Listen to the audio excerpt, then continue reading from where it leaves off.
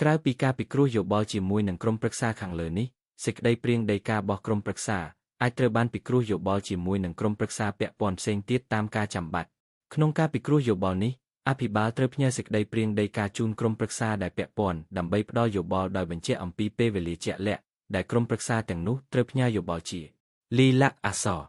អង្គភាពទទួលភារកិច្ចត្រូវផ្ដោតការយកចិត្តទុកដាក់ពិនិត្យលើរាល់មតិយោបល់ដែលទទួលបាននិងប្រើប្រាស់សម្រាប់ជាមូលដ្ឋានក្នុងការពិចារណាកែសម្រួលសេចក្តីព្រាងដីកាអង្គការបិទផ្សាយជាសាធារណៈ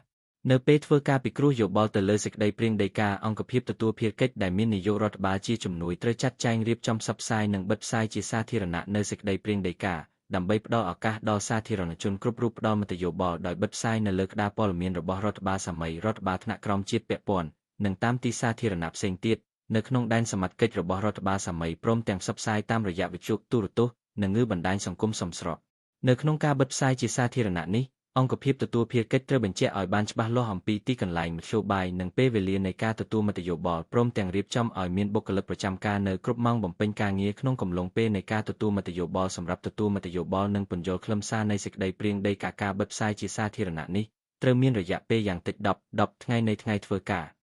រការបូកសរុបមតិយោបល់បន្ទាប់ពីការពិគ្រោះយោបល់និងការបិទផ្សាយជាសាធារណៈនៅសេចក្តីព្រាងដីកាអង្គភាពទទួលភារកិច្ចដែលមាននាយករដ្ឋបាលជាជំនួយត្រូវ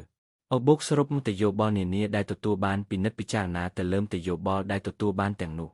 កែសម្រួលសេចក្តីព្រាងបឋមនៃដីកាទៅតាមមតិយោបល់ដែលទទួលបានរៀបចំរបាយការណ៍អំពីលទ្ធផលនៃការពិគ្រោះយោបល់និងការបិទផ្សាយជាសាធារណៈនេះព្រមទាំងរៀបចំសេចក្តីថ្លែងហេតុដើម្បីភ្ជាប់ជាមួយនឹងសេចក្តីព្រាងដីកាដែលបានកែសម្រួលសម្រាប់ដាក់ជូនគណៈអភិបាលនិងក្រុមប្រឹក្សាពិនិត្យនិងអនុម័តជំហានទី9ការពិនិត្យនិងការអនុម័តសេចក្តីព្រាងដីកាការពិនិត្យនិងការឯកភាពរបស់គណៈអភិបាលទៅលើសេចក្តីព្រាងដីកាអង្គភាពទទួលភារកិច្ចត្រូវដាក់ជូនគណៈអភិបាលនៅសេចក្តីព្រាងដីកាដែលកែសម្រួលទៅតាមមតិយោបល់ដែលទទួលបានពីការពិគ្រោះយោបល់និងការបិទផ្សាយជាសាធារណៈដោយភ្ជាប់ជាមួយនឹងរបាយការណ៍ស្តីពីលទ្ធផលនៃការពិគ្រោះយោបល់និងការបិទផ្សាយជាសាធារណៈនិងសេចក្តីថ្លែងហេតុដើម្បីពិនិត្យនិងឯកភាពលើសេចក្តីព្រាងដីកាមុននឹងដាក់ជូនក្រុមប្រឹក្សាពិនិត្យនិងអនុម័តនៅពេលទទួលបានសេចក្តីព្រាងដីកាអភិបាលត្រូវកោះប្រជុំគណៈអភិបាលរបស់ខ្លួនដើម្បីពិនិត្យនិងឯកភាពទៅលើសេចក្តីព្រាងដីកាកិច្ចប្រជុំនេះអាចជាកិច្ចប្រជុំសាមញ្ញឬកិច្ចប្រជុំវិសាមញ្ញរបស់គណៈអភិបាលនៅក្នុងកិច្ចប្រជុំពិនិត្យសេចក្តីព្រាងបឋមនៃដីកានេះអភិបាលអាចស្នើឲ្យតំណាងអង្គភាពទទួលភារកិច្ចធ្វើបទបង្ហាញពីខ្លឹមសារសំខាន់នៃសេចក្តីព្រាងដីកាមុនពេលគណៈអភិបាលពិភាក្សានិងឯកភាពក្នុងការពិភាក្សាលើសេចក្តីព្រាងដីកាគណៈអភិបាលអាចពិចារណាលើចំណុចមួយចំនួនដូចខាងក្រោមតាមទិយោបល់ដែលទទួលបានពីការពិគ្រោះយោបល់និងការបិទផ្សាយជាសាធារណៈត្រូវបានយកមកពិចារណាដែរឬទេតើខ្លឹមសារសេចក្តីព្រាងដីកាមានផ្ទុយនឹងគោលការណ៍វិធាននៃច្បាប់និងលិខិតបឋានគតិយុត្តជាធរមានដែរឬទេតើខ្លឹមសារសេចក្តីព្រាងដីកាបានផ្ដល់នូវដំណោះស្រាយសមស្របនិងគ្រប់គ្រាន់ដើម្បីដោះស្រាយនៅមូលហេតុនៃបញ្ហាដែលតម្រូវឲ្យដាក់ចេញនៅដីកានេះដែរឬទេតើខ្លឹមសារសេចក្តីព្រាងដីកាអាចអនុវត្តបានដែរឬទេតើខ្លឹមសារសេចក្តីព្រាងដីកាមានភាពរើសអើងដែរឬទេតើខ្លឹមសារសេចក្តីព្រាងដីកាអាចផ្ដល់នូវផលប៉ះពាល់ជាអវិជ្ជមានដែរឬទេតើខ្លឹមសារសេចក្តីព្រាងដីកាបានចូលរួមចំណែកក្នុងការលើកកម្ពស់សម្ភារយេនឌ័របរិយាបន្ននិងសម្ថងសង្គមដែរឬទ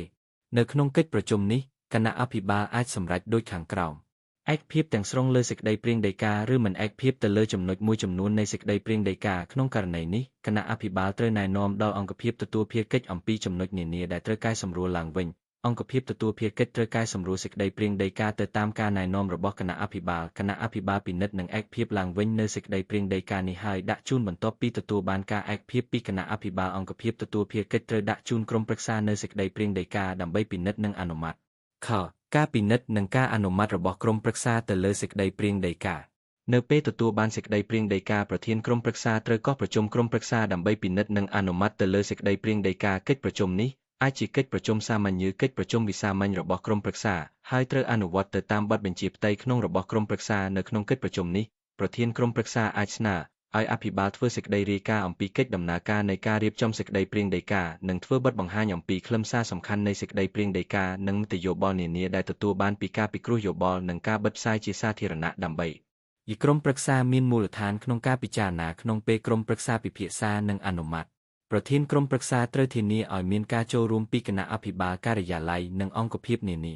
របស់ក្រុមប្រឹក្សាព្រមទាំងបង្កលក្ខណៈងាយស្រួលដល់ការចូលរួមរបស់សាធារណជននិងអ្នកពាក់ព័ន្ធផ្សេងទៀតនៅក្នុងកិច្ចប្រជុំពិនិត្យនិងអនុម័តសេចក្តីព្រាងដីកានេះក្រុមប្រឹក្សាត្រូវអនុម័តសេចក្តីព្រាងដីកាដោយសំឡេងលើសពីពាក់កណ្ដាលនៃចំនួនសមាជិកក្រុមប្រឹក្សាទាំងមូលក្នុងករណីសំឡេងអនុម័តស្មើគ្នាសំឡេងរបស់អធិបតីអង្គប្រជុំមានឧត្តមានុភាព